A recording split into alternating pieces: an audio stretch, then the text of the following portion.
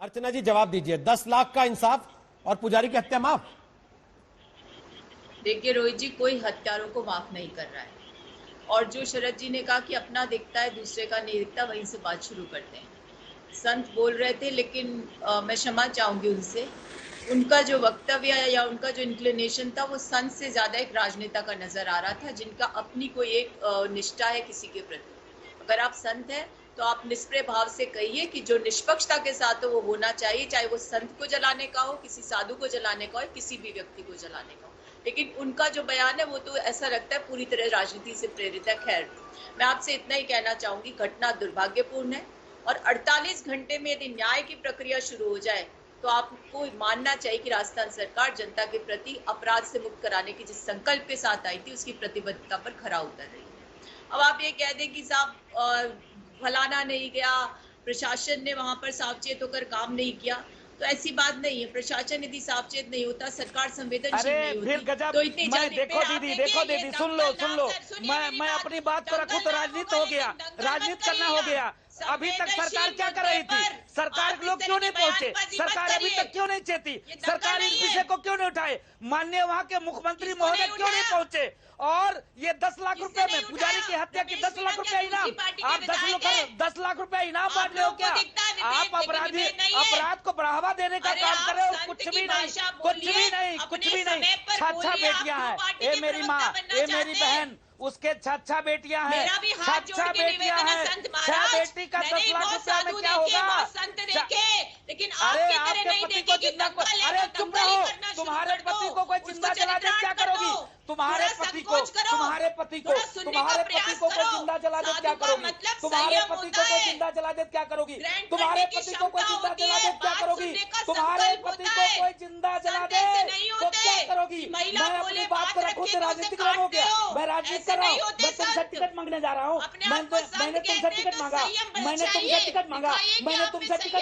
मैं भारतीय जनता पार्टी से टिकट मांगने गया था। चुप हो जाइए, शांत हो जाइए। कोई अगर साधु अपनी बात को रखे तो राजनीतिक हो गया, मैं अपनी बात को रखूं तो राजनीति हो गई। मैं अगर साधु संतों की निर्मम हत्या होती है, अभी तक तो पूरा देश चुप करती वहाँ पे। अच्छा एक सेकंड रुक जाइए, एक सेकंड रुक जाइए। अर्चना जी रुक जाइए। महंत जी आप भी रुकिए, अर्चना जी आप भी रुकिए। मैं केवल एक चीज कह रहा हूं, एक निजी तौर पर किसी पर कोई इस तरीके की टीका टिप्पणी ना करें। टेलीविजन पर दुनिया भर के लोग आपको देखते हैं, आप लोगों से ये उम्मीद नहीं की जाती आप किसी पर भी निजी टिप्पणी करें।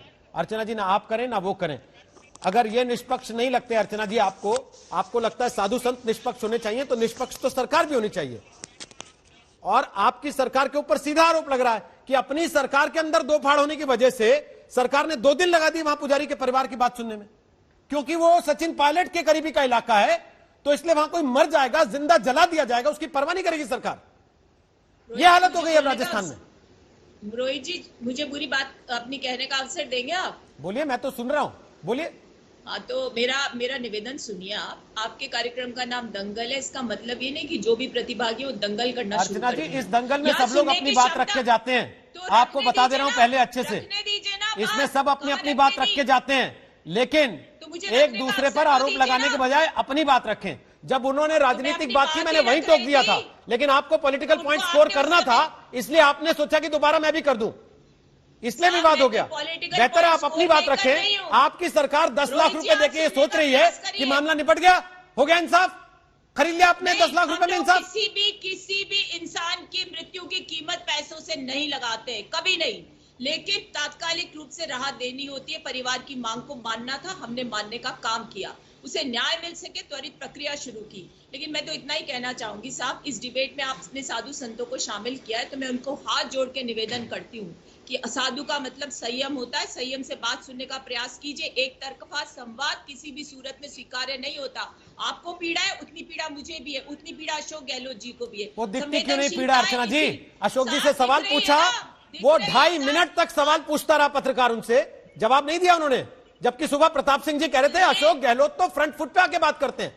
मैं उस अशोक गहलोत को जानता हूं जो चलती गाड़ी में इंटरव्यू दे देते हैं बैठ के। आज उनसे 2.5-3 मिनट तक सवाल पूछा जाता रहा, नहीं खुली उनकी जुबान। क्यों नहीं खुली? सुनिए रोहित जी, सुनिए मेरी बात। जबान खोलने से ज्यादा काम करना महत्वपूर्ण है। और काम ये किया कि जो अन्याय हुआ उसे न्याय दिलाने के लिए तत्परता दिखाई। तो इस चीज को आप नहीं मानेंगे। इसको आप तत्परता कहती हैं?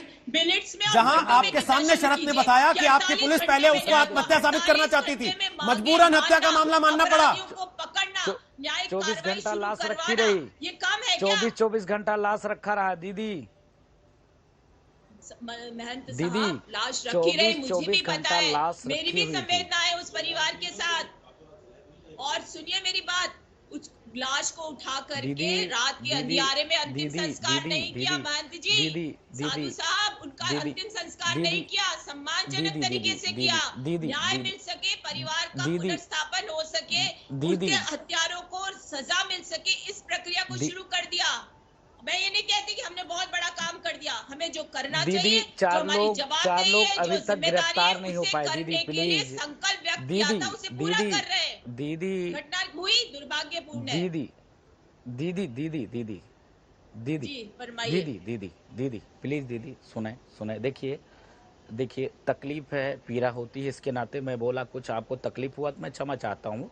लेकिन दीदी हाथ जोड़कर विनम्र प्रार्थना है, निवेदन है, 24 घंटे के बाद लाश जलाए जा रहे हैं। सरकार के लोग किसी हिसाब से बातचीत नहीं किया और अभी भी 4 लोग बाहर हैं, उनकी गिरफ्तारी नहीं हो पाई। और दीदी 6 बेटियां हैं, 10 लाख रुपए में 6 बेटी का कैसे काम चलेगा दीदी?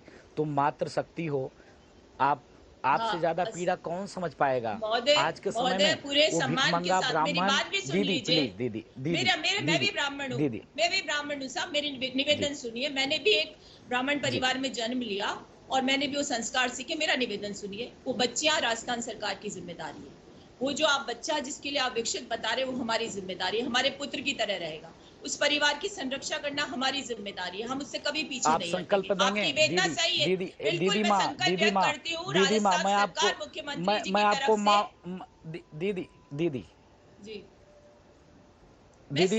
आपको माता समान मानता हूँ, मैं आपको माँ कह रहा हूँ, ये मेरी माँ। आप